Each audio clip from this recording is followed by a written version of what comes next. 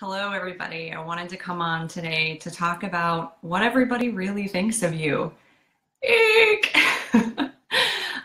This is something that I think most people struggle with, this idea of, oh, I want to do X or I want to do Y, but what's everybody going to think if I do that? I see this a lot in my nutrition practice. What is everybody going to think if I start eating a certain way and I turn down something at the dinner table? Are they going to think that I'm snobby or stuck up or ungrateful? But it's a lot more pervasive and it affects a lot bigger areas of our life. So what will people think of me if I go after my dream? What will people think of me if I buy a pink car? What will people think of my new haircut? I mean, we play these tapes about just about every single aspect of our lives, and what will everybody think is so paralyzing, and it can keep you from doing the things in life that you really want to do. And I came across a concept recently that completely blew my mind.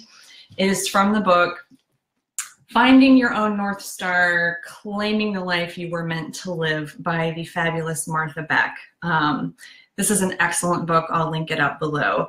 But in one of the chapters, she talks about what everybody thinks of you. And she talks about this concept called the generalized other.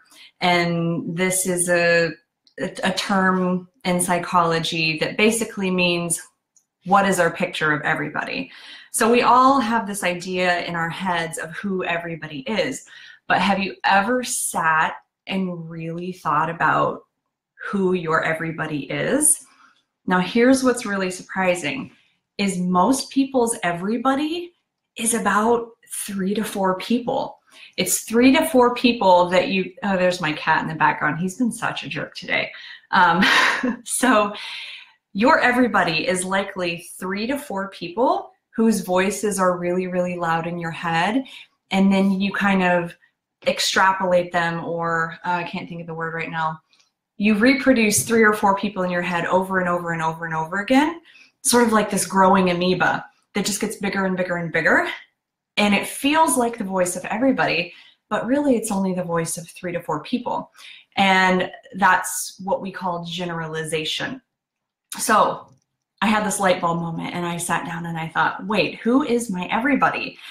And when I figured it out, it was really, really depressing.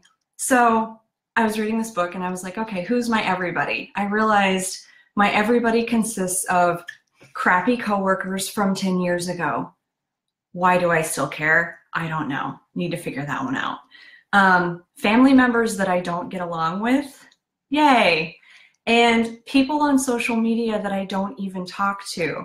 So I don't know about you, but I'm in a lot of groups on Facebook, and in some of these groups there are people who are, you know, constantly chiming in and saying things, and even though I don't talk to them, because I see what they say so much, their voice is really loud in my head. And so those were my 3 people that I could come up with in my everybody scenario.